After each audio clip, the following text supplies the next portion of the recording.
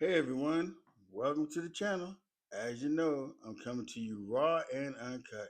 And please don't forget to subscribe, like, share, and leave a comment. I need subscribers. I'm almost at a year of putting this wrestling content stuff out. And I like what I'm doing. I really enjoy what I'm doing. So please help a brother get in. But anyway, yes, please subscribe. But anyway, SmackDown tonight. I'm not gonna say it was completely bad, but it wasn't good either.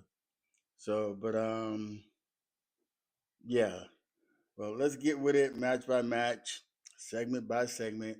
Let's get it going. All right, we have first, Nick Aldis, coming in, I guess in the garage area, and he sees Cody, and Cody asks if Drew was there.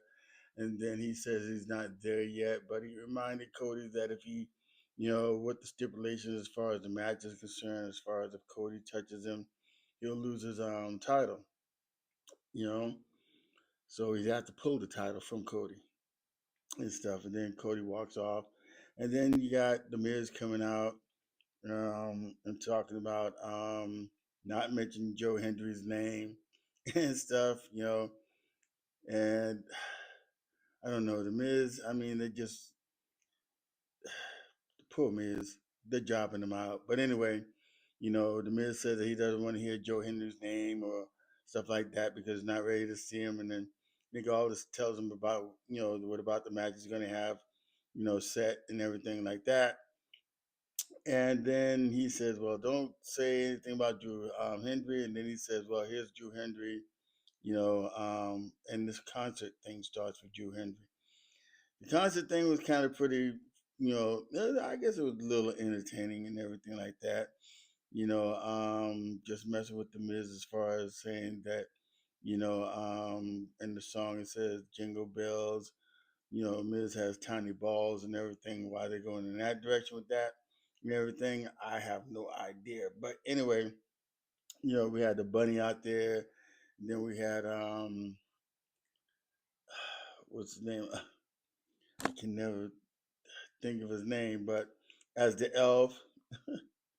And man, it was kind of funny, kind of corny, but kind of funny and stuff. I can't gather my thoughts right now. Who was out there? But Otis is one and stuff because he did the worm and what is his name? Tasawa. Tasawa was one of the elves. Okay, I got it right. I got it. But anyway, it was kind of funny and stuff like that. The Miz, and stuff started talking crap and everything, and then Nick Aldis comes out and says instead of a regular match that they were gonna have a Miracle on 34th Street fight. So the match went on. It was okay. It was a little comical and stuff like that. And at the end, of the match and stuff, Joe Henry actually wins the match and stuff. And then you had R-Truth, who was the bunny rabbit and stuff, did five knuckle shuffle on him and stuff like that, remembrance of John Cena and stuff. So I guess we'll keep that going as far as R-Truth is still with the program. And then eventually Joe Hendry puts the Miz through a table and he gets the 1, 2, 3 pin. Then we move to a little segment with Ilja Dragunov talking to Carmelo Hayes and everything and letting them know that, hey, look, the last time that they had their match together that, there was interference, by DIY and stuff, which caused him to, not gain the title or not go through because the match was a, DQ, no contest match. So he gave Carmelo another chance, at the title shot. So we'll get into that a little bit later, you know, as we go. And then we have this thing with Drew McIntyre and Kathy Kelly. And Kathy is asking him about what's, going to be going on tonight. And he's saying that, hey, look, I'm not going to say anything until later on in the show. So they go by that. Then we have little Alice the Black promo and everything with Selena Vega, and they're just talking about Damian Priest and how they're making the beast come out of Damian, some sort of thing like that and stuff. And then we get the Byron Saxton talking to Jade Cargill, addressing the fact of what Meechin did last week, attacking her with the kendo stick. Jay didn't really say much because I know when Jay gets her hands on her and everything, Meechin is gonna get destroyed and stuff. And then you got B-Fab and Meechin talking, and B-Fab is trying to tell Meechin to chill, but Meechin's determined the fact that she's gonna want to take down Jade and be the one to put Jade in the place and try to humble Jade. But Meechin, I don't think that's gonna happen. Jade is going to destroy you and stuff. So then we get Lash Legend and Charlotte Flair. You know, now we have this match. I mean, it's a pretty good match. I think the fact that Charlotte is a 14-time champion. We all understand that. But Lash Legend is this big, big girl and stuff. And the way how Charlotte kind of handled it, I mean, Lash Legend was supposed to do like she did with Alexa Bliss last week, just manhandle her, woman handler and stuff, and and then pin her.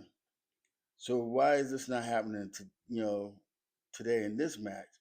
Is if you put Lash over on Alexa, you should have put Lash over on Charlotte too, giving them dominance and everything. What you think, what tag team might be the dominant tag team? We won't know that until they have the match and stuff. But anyway, the match went on and stuff. It was, more Lash destroying Charlotte, but Charlotte did get some good stuff in there.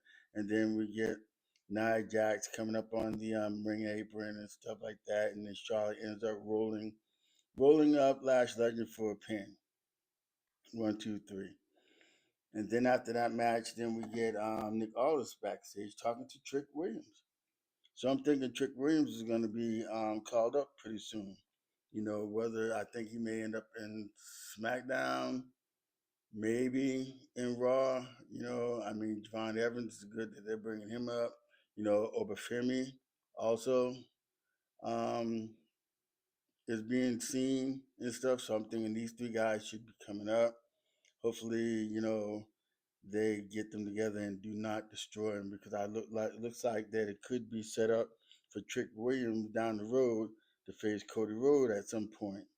So we're gonna see how that goes down the pike. See what happens. See how Triple H puts that together because they just teased it right here, you know, at this point and stuff. And then we got a little solo. We got a little segment with Souls of Code and the MFTs, and Solo telling the wives, hey, hold on to the belts because they're going to be coming after the belts pretty soon and everything to get the belts from them. And then we have the match with Ilya Dragunov and Carmelo Hayes. This match was the best match of the show tonight, and it was a pretty good match. Last time that they met and had a match, for this U.S. title, it was a good match too until DIY got involved in the match. But this match went on good. Even though the show was pre-taped and stuff, kind of already knew that Camilla had already won it, last week because it was in Michigan. But if you looked up Grand Rapids, Michigan, and stuff, but on some of the promos some of the shows that they showed of the clips. But anyway, congratulations to Carmelo Hayes. It was about time and stuff because I thought he'd be at least a single champion or something, as they started out when he got the draft about 2 years ago when he was, number one pick to come on SmackDown. And then he had, the match with, Cody. He had the match with Andrade. He has a couple of good matches, moving forward. And then all of a sudden you didn't see him. Then they brought him back and he started jobbing out. Then he got with the Miz and that never worked and stuff like that. And so now he's a U.S. champion. We'll see how that goes with that and stuff. Again, congratulations to Carmelo Hayes. All right, so then we have Rhea Ripley, Sky, Lash Legend, Nia Jax, Alexa Bliss, Charlotte Flair, the Kabuki Warriors. You know, they got this little fling going. They're going back and forth, back and forth. Nick Aldis comes in and say, "Hey, there's going to be 8-woman tag match." So you're going to have Rhea Ripley and Io Sky tagging up with Alexa Bliss and Charlotte Flair against Lash, Legend, and Nia Jackson, um, the Kabuki Warriors. So see how that goes next week. All right. And then we have Carmelo Hayes backstage with Kathy Kelly talking and everything about, his win over Ilja Dragunov. And all of a sudden, Johnny Gargano comes out and jumps on Carmelo Hayes. So we already know that match is going to be in the making. That's going to happen. And then we get the match with Chelsea Green and Alba Fyre going up against Giulia and Kiana James. This match I didn't really understand and why they have this match and why they have the heels going against heels. There's a couple of matches in here that they have that, especially with those tag team things going on and with the ladies and stuff. But this match with Chelsea Green and Alba Fyre against Julia and Kiana James, it just really makes zero sense. So I really don't care about the match. Julia gets a pin over Chelsea Green, and that's it. Not even excited about that. I mean, yeah. So you go do with that.